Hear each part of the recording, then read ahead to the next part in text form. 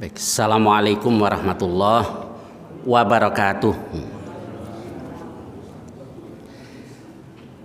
Alhamdulillahirabbil alamin. Wabihi nasta'inu ala umurid dunya waddin. Assalatu wassalamu ala asyrafil anbiya'i wal mursalin, nabiyina Muhammad wa ala alihi wa sahbihi ajma'in, amma ba'd. Kita lanjutkan kajian kita masih tentang Kitabu Fadailis Sahabah, kitab tentang fadilah para sahabat. Kita sampai pada bab ke-53, yaitu babu qaulihi sallallahu alaihi wasallam, bab tentang sabda Nabi sallallahu alaihi wasallam, la ta'ti mi'atu sanatin wa 'alal ardi nafsun manfusatun al-yaum. Kita lihat hadisnya. Haditsu Abdullah ibn Umar, haditsu Abdullah ibn Umar qala shalla binan nabiyyu sallallahu alaihi wasallam. Nabi sallallahu alaihi wasallam salat mengimami kami al-isya, yaitu salat isya, fi akhiri hayati, di akhir hayatnya. Falamma sallama qam, ketika Nabi salam, Nabi berdiri. Faqal, lalu Nabi bersabda, Aro'aitakum lailatakum hadhihi, tahukah kamu di malammu ini, fa inna ra'sa mi'ati sanatin minha la yabqa mimman huwa ala dhahril ardi ahadun. Apa maksud dari sini? Kalau di lafadz yang lain, fa inna ala ra'si, yakni indan tihai mi'ati sanah. Maksudnya bahwa malam ini tidak ada orang yang umurnya lebih dari 100 tahun. Contohnya kalau Imam Nawawi mengartikannya juga begitu. Beliau katakan wal murad anna kulla nafsin manfusatin kanat tilkal lailah 'alal ardi la ta'ishu ba'daha aktsara min mi'ati sanah. Bahwa setiap yang hidup di malam itu, yang ada di muka bumi, tidak akan hidup sesudah itu lebih dari 100 tahun. Jadi waktu Nabi bersabda tadi, tidak ada orang yang hidupnya lebih dari 100 tahun. Kalau sekarang ya mungkin saja ada. Waktu Nabi bersabda di malam itu, nih tidak ada nih orang yang umurnya lebih dari 100 tahun. Nah, dari sini kemudian ada juga di antara para ulama yang memahami bahwa berarti Khidir sudah meninggal. Tapi ada juga yang berpendapat tidak, dia masih hidup. Jadi yang berpendapat bahwa Khidir meninggal dasarnya hadis tadi. Lalu sebagian besar ulama katakan dia masih hidup. Baik, kita lanjutkan hadis bab berikutnya. Babu tahrimis sabbis sahabah, bab tentang haramnya mencela para sahabat. Bab tentang haramnya mencela para sahabat. Kita lihat hadisnya. Hadits Abi Sa'idin Al-Khudri radhiyallahu an qala qala an-nabiy sallallahu alaihi wasallam la tasubbu ashabi, janganlah kamu mencela para sahabatku. falau anna ahadakum anfaqa mithla uhudin dhahaban, andai saja salah seorang dari kamu menginfakkan emas sebesar bukit Uhud, ma balagha mudda ahadihim wala nasifah, itu tidak akan sampai satu mud infak salah seorang dari sahabat, atau nasifah atau separuh mud. Satu mud itu kan ukuran orang yang tangannya sedang segini. Sahabat sodako segini saja atau setengahnya. Kita sebesar emas sebesar bukit Uhud, tetap lebih baik para sahabat. Lalu apa sebabnya? Ya, contohnya di surah Al-Hadid. A'udzu billahi minasyaitonir rajim. La yastawi minkum, tidak sama di antara kamu, man anfaqa min qablil fathi, orang yang berinfak sebelum Fathu Makkah, wa qatal, dan berperang. Tidak sama di antara kamu orang yang berinfak sebelum Fathu Makkah, wa qatal, dan berperang. Ulaika a'zamu darajatan minal ladzina anfaqu min ba'du wa qatalu. Mereka itu derajatnya lebih tinggi daripada orang-orang yang berinfak sesudah itu, yakni sesudah Fathu Makkah, wa qatalu, dan berperang. Tapi wa kullu wa'adallahu al-husna, masing-masing Allah janjikan balasan yang lebih baik untuk mereka, dan seterusnya. Nah, kenapa? Kok yang berinfak sebelum Fathu Makkah dan setelah Fathu Makkah ganjarannya beda? Iya, sebab orang yang masuk Islam sebelum Fathu Makkah itu orang-orang yang luar biasa. Orang-orang yang siap menanggung resiko apapun atas keislaman mereka. Nah, itu beda dengan yang masuk Islamnya setelah umat Islam menang sudah Fathu Makkah. Mereka ini kan disebut at-tulaqa, ya, kayak orang-orang yang dikasih ampunan oleh Rasul. Waktu ke Mekah, waktu Fathu Makkah, Nabi katakan yang masuk Masjidil Haram aman, masuk rumah Abu Sufyan aman.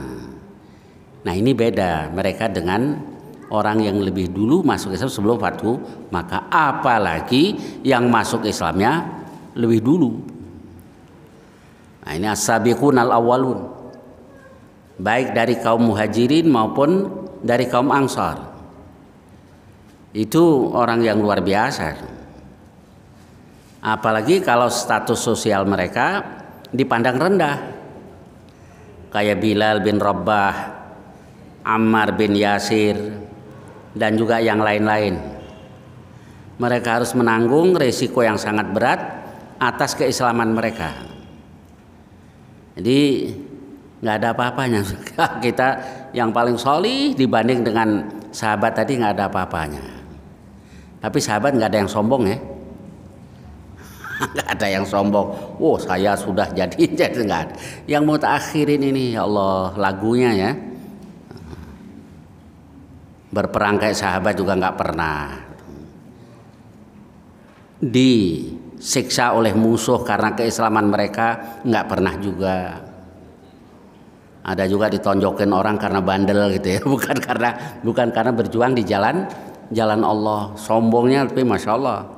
Maka Nabi katakan, la tasubbu, jangan kamu celah ashabi, para sahabatku. Ya, sebagaimana di hadis sebelumnya kita kaji di kajian yang lalu, khairul quruni qarni, sebaik-baik kurun adalah kurunku, yakni kurun generasi para sahabat radhiyallahu anhum yang dipimpin oleh Rasulullah sallallahu alaihi wasallam. Baik, kemudian Al-Qadhiyat, beliau katakan wasababu tafdili nafaqatihim, sabab dari kenapa infak mereka dilebihkan dibanding dengan yang lain, annaha kanat fi waqti darurah wa dhiqil hal, bahwa infak yang mereka lakukan adalah dalam keadaan darurat, dalam keadaan susah juga, wa dhiqil hal, dalam kondisi yang kesempitan, bi khilafi ghairihim, beda dengan yang lain, li anna infaqahum kana fi nusratihi sallallahu alaihi wasallam wa himayatihi.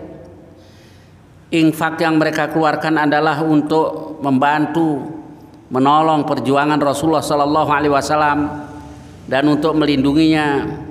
Wa dzalika ma'dumun ba'dah, itu tidak akan terjadi lagi sesudah itu.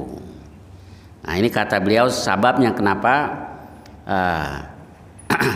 infak yang dilakukan para sahabat jauh lebih baik dibanding dengan generasi sudah sahabat.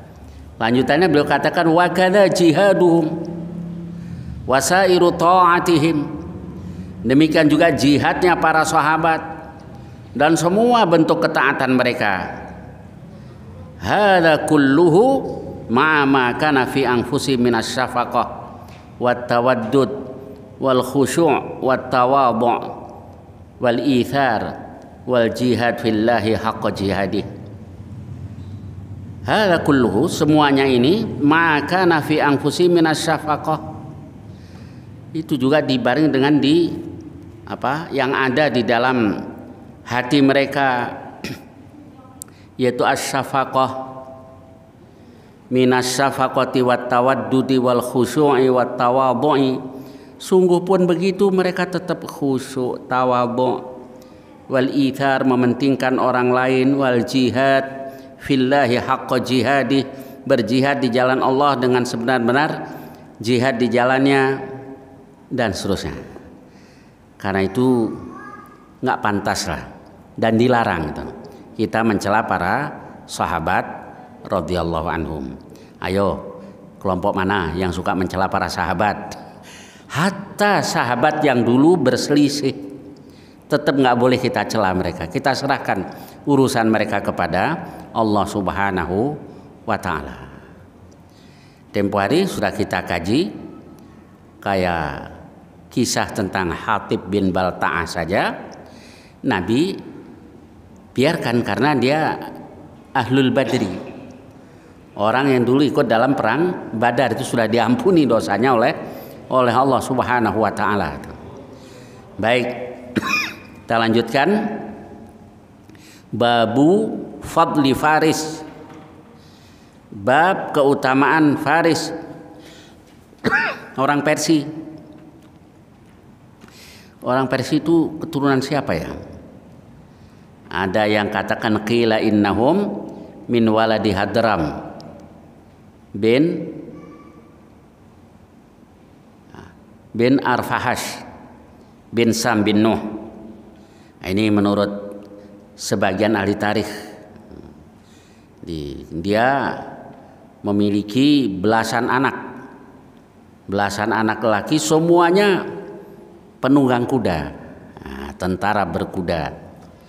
Karena itu kemudian dari orang-orang Persia disebut Faris.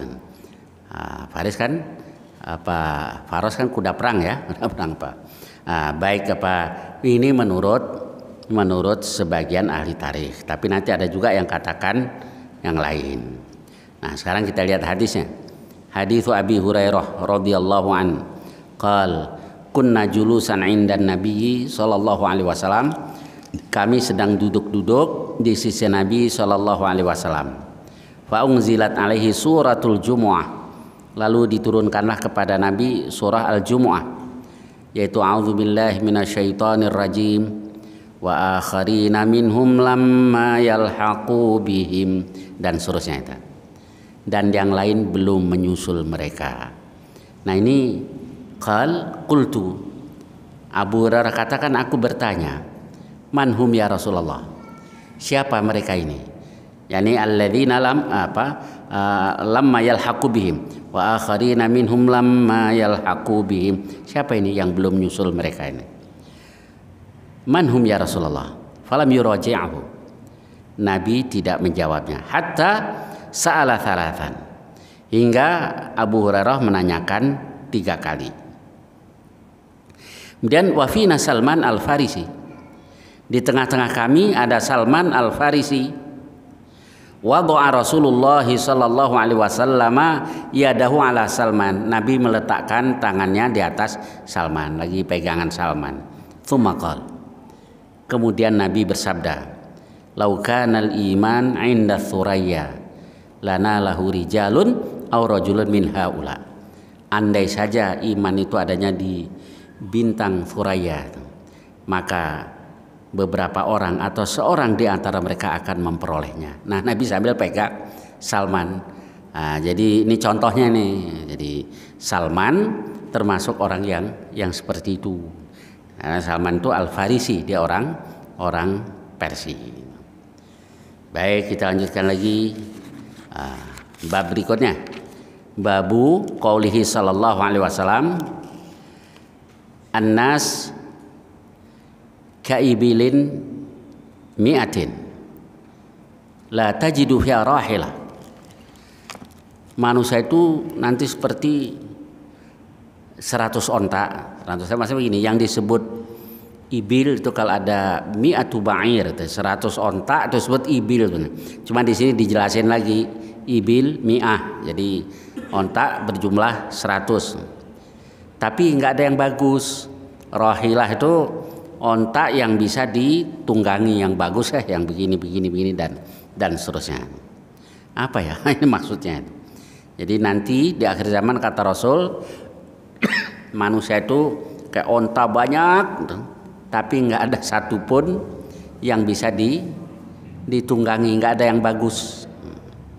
Nah, hadisnya hadis yang berasal dari Abdullah bin Umar radhiyallahu anhu maqal, sami'tu Rasulullah sallallahu alaihi wasallam yaqul, innaman nas kal ibil al mi'ah, hanya sungai manusia itu kal ibilil mi'ah la takadu tajidu fiha rahilatan, nyaris engkau tidak mendapatkan onta yang bagus. Nah, baik, apa maksud hadis ini? Nah, di sini ada pemahaman yang sedikit berbeda di antara para ulama. Kayak misalnya Ibnu Qutaibah, dia katakan wa ma'nal hadis annan nasa mutasawun laisa li ahadi minhum fadlun fin nasab. Nah, ini pendapat Ibnu Qutaibah, manusia nanti sama semuanya, tidak seorang pun yang memiliki kelebihan dalam hal nasab. Balhum asbah, bahkan mereka itu serupa semuanya, sama semuanya. Kal ibilil mi'ah. Lalu Al-Azhari dia katakan ar-rahilah wal ma'na alladzi dzakarahu Qutaibah ghalatun. Makna yang diterangkan oleh Ibnu Qutaibah itu keliru kata beliau. Bal ma'nal hadis anna zahida fid dunya. Ini pemahaman dia ya. Jadi yang dimaksud oleh Rasul yang zuhud terhadap dunia, al-kamila fi zuhdi fiha, yang sempurna dalam zuhudnya terhadap dunia, warraghbati fil akhirah, yang suka terhadap akhirat, qalilun jiddan, itu sangat minim. Kayaknya ini yang lebih pas ya. Jadi manusia nanti kayak ontak yang banyak, tapi nggak ada satupun yang bagus. Apanya? Kalau tafsiran Al-Azhari tadi adalah yang zuhud, yang sempurna zuhudnya. Ada juga sih zuhud bohong-bohongan tuh banyak. Lagunya kayak yang zuhud ya. kayak yang zuhud. Aduh, jalannya ditunduk-tundukin. Duitnya itu mah bukan zuhud. Bukan zuhud. Benar kayaknya kata beliau ini. Yang zuhud benar-benar terhadap dunia tidak banyak, qalilun jiddan. Kaqillatir rahilah fil ibil, seperti minimnya onta yang bisa ditunggangi di antara onta-onta yang lain. Nah, kata Imam Nawawi, hadza kalamul Azhari wa huwa ajwadu min kalami Ibni Qutaibah. Ini adalah perkataan Al-Azhari dan lebih bagus dibanding dengan pendapat Ibnu Qutaibah. Baik. Kita lanjutkan kitab berikutnya. Jadi sini selesai kitab tentang Fadailus Sahabah. Sekarang Kitabul Birri Wassilati wal Adab. Kitab tentang al-bir, as-silah, al-adab, apa ya? Al-bir, birrun. Ingat saya dulu sudah pernah sedikit saya singgung dong. Jadi birrun itu perbuatannya. Contohnya birrul walidain. Jadi birrul walidain. Kalau bar itu orangnya. Jamaknya al-abrar. Wa tawaffana ma'al abrar. Baik, kemudian kalau Ar-Raghib Al-Asfahani katakan ada itu hubungan antara al-bar dengan dalam arti bar daratan gitu ya. Daratan kan bar. Lalu orang yang berbakti, yang berbuat kebajikan kan disebut bar juga. Nah, ada kesamaan berarti hurufnya sama, lafadznya sama. Bar, kata beliau, al-bar itu adalah apa? Al-bir itu al-ittisa'u bil khair, ingat saya begitu. Orang yang berlapang-lapang dalam kebaikan. Sekarang contohnya birrul walidain. Kalau birrul walidain ya lapang kita untuk berbuat baik terhadap kedua orang tua. Ibu pengen makan ini itu martabak dibeliin. Ibu pengen punya mukena yang agak bagus dibeliin.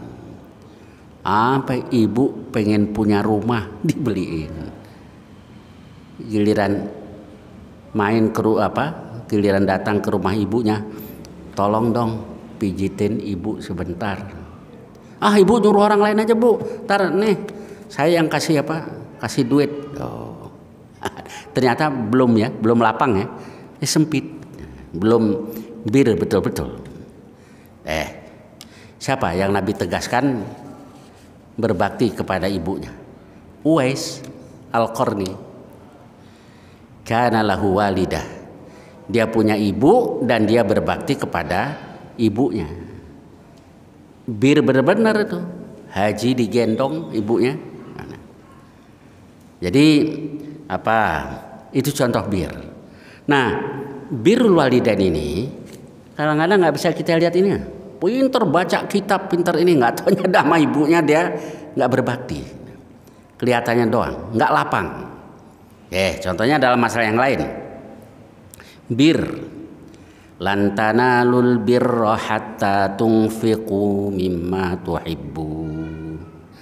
Kamu tidak akan memperoleh albir hingga kamu infakkan sebagian dari yang kamu cintai. Itu baru lapang. Ke rumah banyak tuh baju-baju bekas. Belum. Apa itu bukan kebaikan? Kebaikan. Kullu ma'rufin shadaqah. Setiap kebaikan adalah shadaqah. Cuma belum mencapai albir tadi. Orang ambil tuh baju banyak tuh daripada penuh-penuhin lemari, dalam hatinya begitu. Dia ngomong, saya ambil tuh baju banyak. Nah kalau bukan lo, gua nggak kasih nih. Merasa berjasa ya. Padahal cuma baju emang kita sudah nggak suka. Makanan kalau sudah nggak doyan baru dikasih orang. Bukan. Apa itu bukan kebaikan? Kebaikan. Kullu ma'rufin shadaqah, cuma belum albir. Maka Allah katakan lan tanalul birra hatta tunfiqu mimma tuhibbun. Lalu bagaimana pelaksanaannya? Ya kalau sahabat sih masya Allah luar biasa. Kalau sahabat Abu Talhah datang kepada Rasul begitu ayat itu turun, ya Rasulullah, Allah sudah berfirman lan tanalul birra dan seterusnya. Wa inna ahabba amwali ilayya biaruha. Harta saya yang paling saya senangi, yang paling saya sukai biaruha. Biaruha itu kebun yang ada di depan Masjid Nabawi. Jadi nggak usah sekarang, dulu pun strategis. Ya sekarang mungkin sudah jadi masjid itu mungkin. Ada mata airnya lagi. Dan wa innaha shadaqatun lillahi ta'ala. Sedekah, saya jadikan sedekah karena Allah. Fadha haitsu arakallah. Salurkan ya Rasul sebagaimana yang Allah tunjukkan kepada engkau. Rasul sendiri sampai heran. Hadza malun rabih. Ini harta yang sangat menguntungkan. Ini harta yang sangat berharga. Dan saya kira saya lihat engkau salurkan, engkau sodakohkan kepada kerabatmu. Afal ya Rasulullah, ya saya lakukan. Lalu oleh Abu Thalha disodakohkan ke sepupu-sepupunya. Semuanya kebunnya dikasih. Namanya sahabat ya. Ada lagi Ibnu Umar. Ya Rasulullah, Allah sudah berfirman lan tanalul birra dan seterusnya. Saya nggak punya apa-apa. Yang saya punya cuma budak perempuan Rumiyah, keturunan Romawi. Orang Arab dulu kalau keturunan Romawi mereka sebut Banul Asfar Romawi itu. Yang berkulit kuning gitu kali ya, Banul Asfar. Wallah alam apa itu maksudnya. Kemudian saya sangat mencintainya ya Rasulullah. Saya merdekakan dia. Kalau saya mau, saya akan menikahinya sebagaimana menikahi wanita-wanita yang lain. Nah ini contoh sahabat tadi. Nah ini baru dapat albir. Lan tanalul birra hatta tunfiqu mimma tuhibbun. Baik. Sekarang yang akan kita pelajari tentang birrul walidain. Jadi berbakti kepada kedua orang tua tadi ya lapang benar-benar terhadap dua orang tua. Nabi Yahya itu di surah Maryam Allah sebut wa barram biwalidai. Dia berbakti kepada ibu bapaknya. Isa barram biwalidatih. Dia berbakti kepada ibunya. Baik, kita lihat hadisnya. Haditsu Abi Hurairah radhiyallahu an. Qal jaa rajulun ila Rasulillah sallallahu alaihi wasallam. Seorang lelaki datang kepada Rasul faqal ya Rasulullah man ahaqqun nasi bi husni sahabati. Siapa manusia yang paling berhak saya pergauli dengan baik? Qala ummuk, ibumu. Qala thumma man? Qala ummuk, ibumu. Qala thumma man? Qala ummuk, ibumu. Thumma man, kemudian siapa? Thumma abuk, kemudian bapakmu. Ibumu, ibumu, ibumu, bapakmu. Ini ya, ibunya berapa tuh? Ibu, ibunya 3, bapaknya 1. Ente maunya. Bukan maksudnya. Jadi berbakti kepada ibu 3 kali lipat dibanding dengan ke bapak. Begitu yang diajarkan oleh Rasulullah SAW. Nah sekarang pelaksanaannya nih. Kita sebagai bapak nih nggak boleh ngiri kalau anak-anak kita lebih dekat ke ibu. Itu berarti sudah benar, sudah sesuai yang diajarkan oleh Rasulullah Sallallahu Alaihi Wasallam. Biasanya dalam rumah tangga itu ya sedikit besar pasti ada ya konflik-konflik kecil itu pasti ada. Itu ketika terjadi begitu anak belain siapa itu? Ibu pasti yang dibelain. Ya sudah itu udah benar. Sebab perintahnya ibumu baru bapakmu. Bapak itu umumnya kan jarang marah ya. Jarang. Ibu mah setiap hari. Sehari bisa berkali-kali. Tapi coba tanya anak, siapa yang galak? Biasanya bapak yang galak padahal jarang marah. Ya udah benar, udah sesuai dengan apa yang disabdakan oleh Rasulullah SAW. Nah kemudian ketika mendidik anak semua perlu ada kerjasama ini antara ibu dan bapak nih.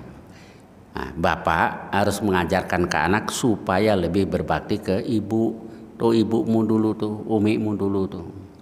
Jangan egois bapak, karena kita pengen punya anak yang solih kan ya. Nggak, saya cuma cerita kalau orang tua saya dulu gitu. Saya lagi disuruh sama ayah saya, dipanggil sama ibu. Terus saya disuruh ini, sana ibu dulu. Ntar gampang bapak gampang.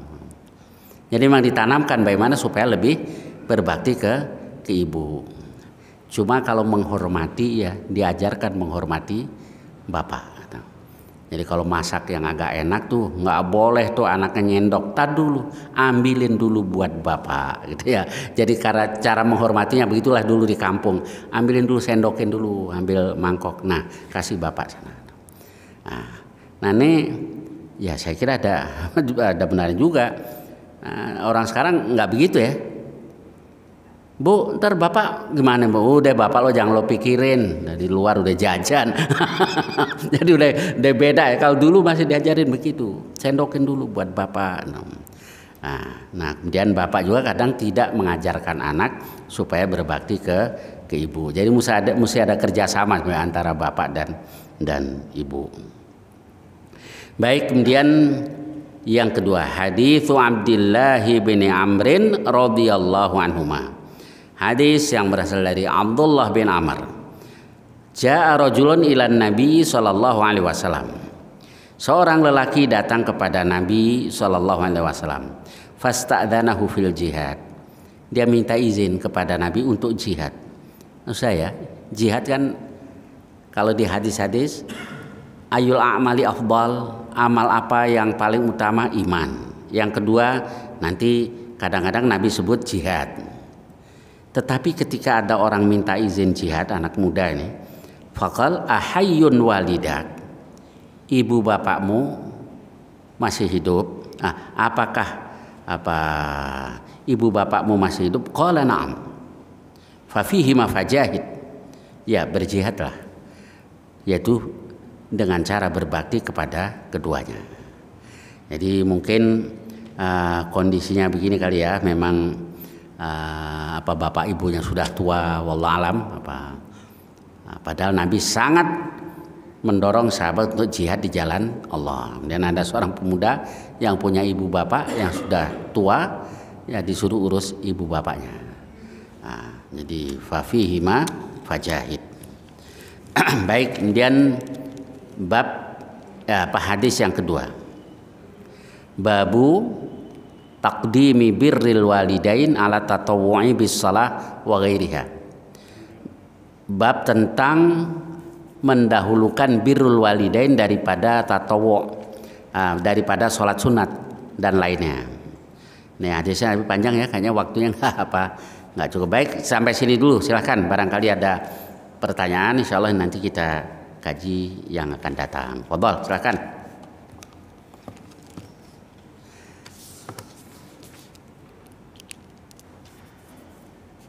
Ada yang ditanyakan?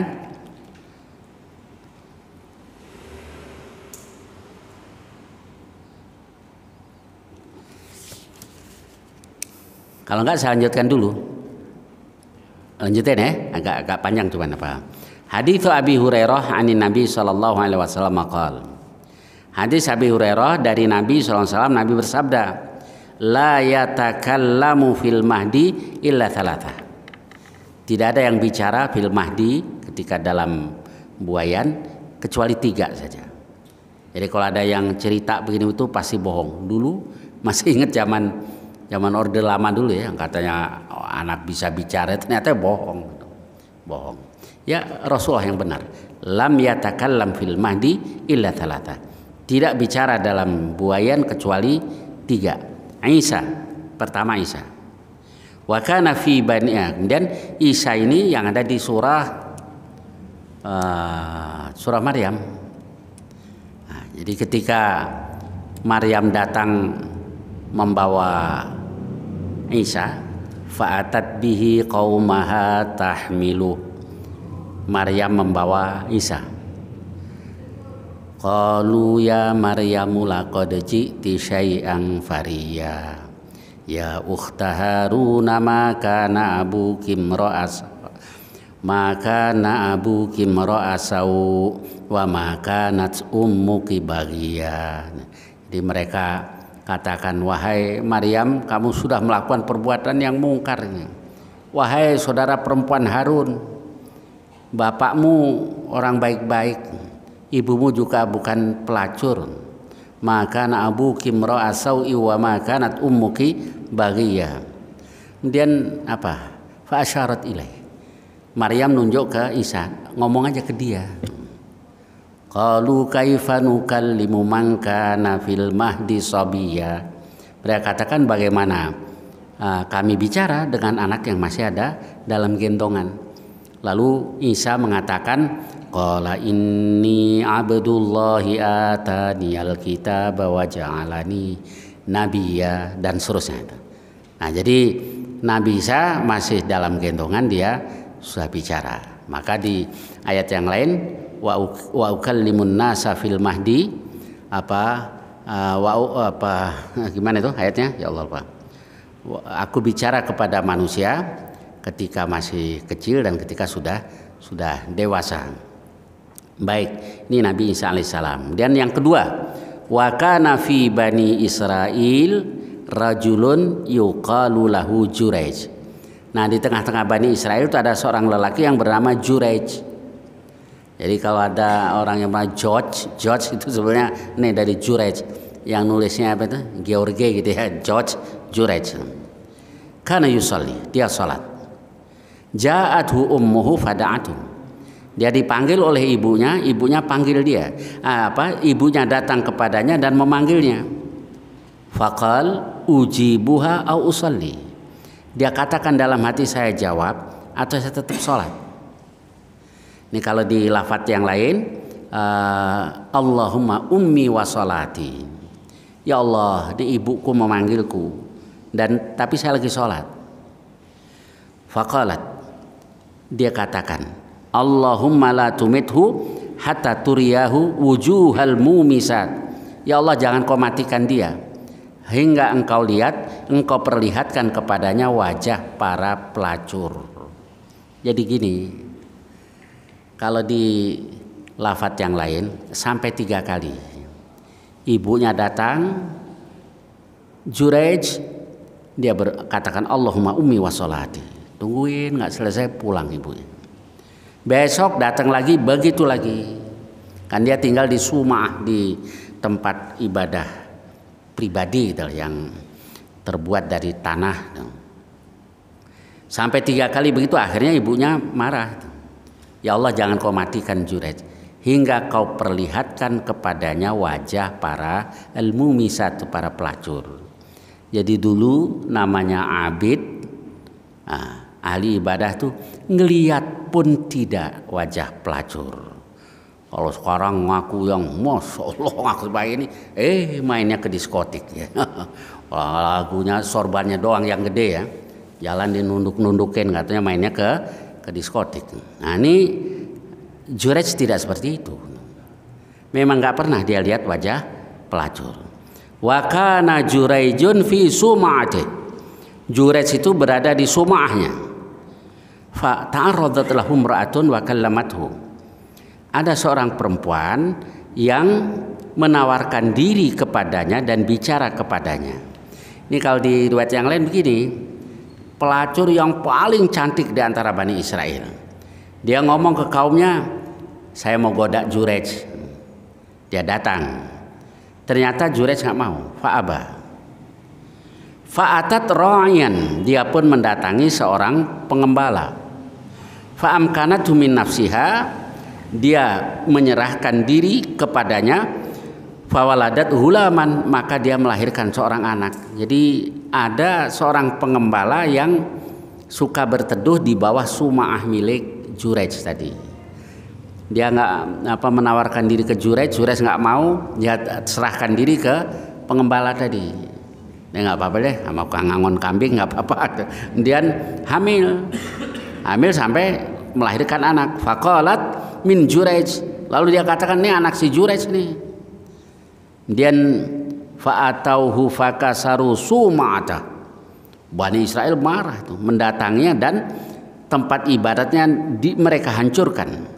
Wa angzaluh wa sabbuh, mereka turunkan Juraij, mereka caci maki. Lalu fatawadda'a wa shalla, dia berwudu, dia salat, tsumma atal gulam, kemudian dia datangi anak itu. Faqal, dia katakan, man abuka ya gulam. Di riwayat lain di perutnya digituin tuh, man abuka ya gulam. Bapakmu siapa wahai anak kecil? Qal ar-ra'i, dia katakan tuh tukang angon itu yang bapak saya. Qalu, mereka katakan nabni suma'atak min dahab. Jadi mereka menyesal, kemudian kami akan bangun tempat ibadahmu terbuat dari emas, karena mereka menyesal. Qal la illa bintin, tidak, terbuat dari tanah saja. Dulu kan terbuat dari tanah, ya sudah kembalikan lagi dari tanah. Baik, jadi dari sini maka umumnya para ulama berpendapat begini, lagi sholat sunat dipanggil oleh ibu, mana yang kita utamakan? Sholatnya dilanjutkan, diteruskan, atau kita batalkan sholatnya? Nah, berdasarkan hadis ini, kebanyakan ulama berpendapat kalau sholatnya sholat sunat, batalkan saja atau dipersingkat sholatnya, biar nggak terjadi seperti Jurej. Ya, sebab apa yang dikatakan ibunya terjadi. Nah, itu tadi dia nggak pernah lihat wajah pelacur, gara-gara kejadian tadi dia lihat wajah pelacur. Baik, saya kira hadisnya sampai sini. Insyaallah nanti yang akan datang kita lanjutkan kembali hadis yang terakhir tadi. Mudah-mudahan banyak manfaatnya. Wassallallahu ala nabiyina Muhammad wa ala alihi wasallam. Alhamdulillahirabbil alamin. Assalamualaikum warahmatullahi wabarakatuh.